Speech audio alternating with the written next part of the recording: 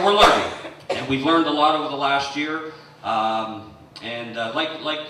Michelle said, a lot of the things that we're doing, of course, we're doing for our local ridings, things that you wouldn't see on a provincial level. I've had people in my riding say, you know, there's more getting done now than they've seen done in years. And I'm hearing the same from these MLAs too, because, you know, again, I think it was the Premier that said early on, I don't want to misquote him, but I think Steve Murphy was asking him after the election, he said, well, you know, how are you going to work with the People's Alliance? And he said, well, we're going to dance with the one that brought us to the dance. Right? It only makes sense. So like Michelle said, we're working with them as best as we can. We don't agree on everything, obviously, but it's all about pressure too. It's about knowing when to put pressure on, and it's strategy. It's how do you put pressure on, how do you make sure that you're not, you know, being over the top, because you want to get things done, you want to cooperate, you want the betterment of the province. So, you know, in many ways, they've been good to work with, but again, if you've noticed in the last week, we had to put some pressure on them, right?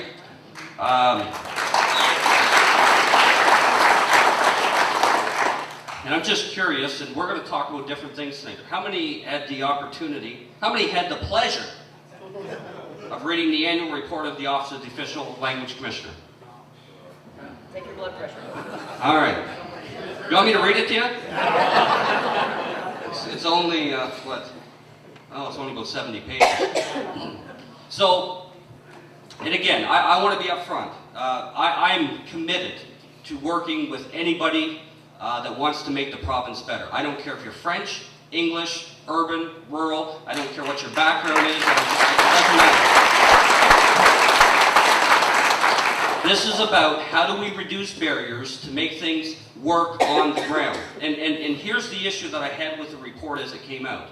It talked about things that are in this utopia world. And it has nothing to do with the reality on the ground. And I asked the Commissioner himself, I said, Mr. Commissioner, you state in your report that there were 20 language complaints to Ambulance New Brunswick.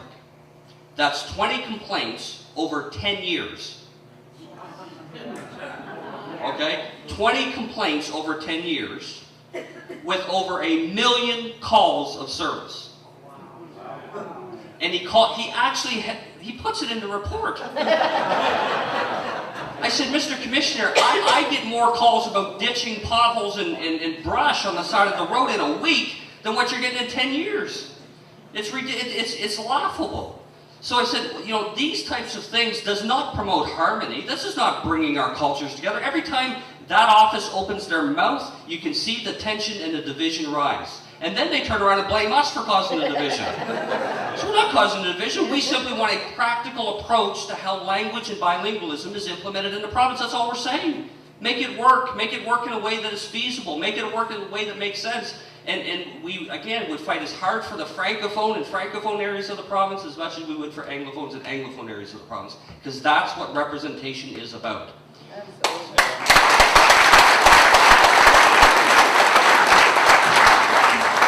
So I felt we had no choice, and I was ready to run the gauntlet on it, that if the recommendations of this report is implemented, make no mistake about it, we are not going to support the government in the throne speech, and we will not support the government in the budget. We are more than willing to go to an election if indeed they implement these recommendations.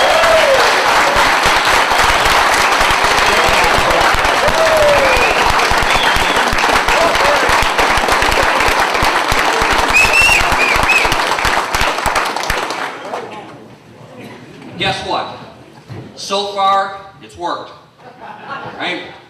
So I had some of the opposition parties say, oh, they only got 3 seats. You know, they can't bring down the government. Watch us. Just try us. So, you know, our role, I feel our role in the legislature is to make sure that we can pull back on government when we see them going in a wrong direction that is counterproductive to the social unity of this province, to bringing people together and lessening division. We also feel like our role is to push the government. You know, I've told many times to, I said, be bold. You know, if you have to take some risk, take some risk. This is not the time to play it safe. New Brunswick has a massive debt load. We have a private sector which is completely almost non-existent.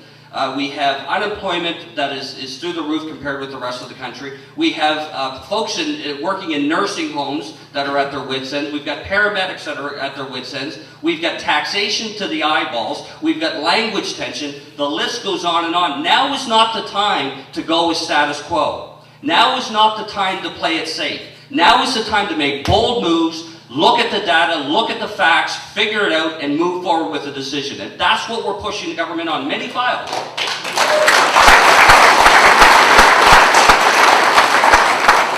We're continuing to push on double taxation, and I'm pleased to say that we have had some more rigorous discussion around the double tax. And I said we have to get our system to a place that represents the rest of the country. We are the only province, with the exception of PEI, that has the tax system the way that we do, which is why the private sector won't come here. And I know some of you say, well, why do we need the private sector? All this talk about the private sector. How does that benefit my life? Well, think about it. If you have a strong private sector, it means you have jobs that are not paid for by taxpayers, right? And don't get me wrong, taxpayers have to have jobs. We have to have nurses. We have to have DTI workers to fix the roads. We have to have paramedics. I mean, obviously, there's services government has to provide, and that should be robust, and that should be a healthy way to keep the government service going for the public. But when it comes to the private sector, that's where the real money is, because when the taxes come in from the private sector, those taxes enhance public service. So even if you say, well, I'm not in the workforce anymore, maybe I'm retired, or I've got a job, so why do I care about the private sector? This is about bringing our people home and having them work here. Let me ask you a question, all you folks that are here tonight. How many of you, either directly or indirectly, know of someone that lives in New Brunswick but's not working in New Brunswick, that's flying out in a plane going somewhere else on a regular basis? Almost unanimous in this place. It doesn't matter where I go, I can ask the same question, I will get the same response. That is what you call a private sector lack of growth in this province. We need to reinvigorate the private sector.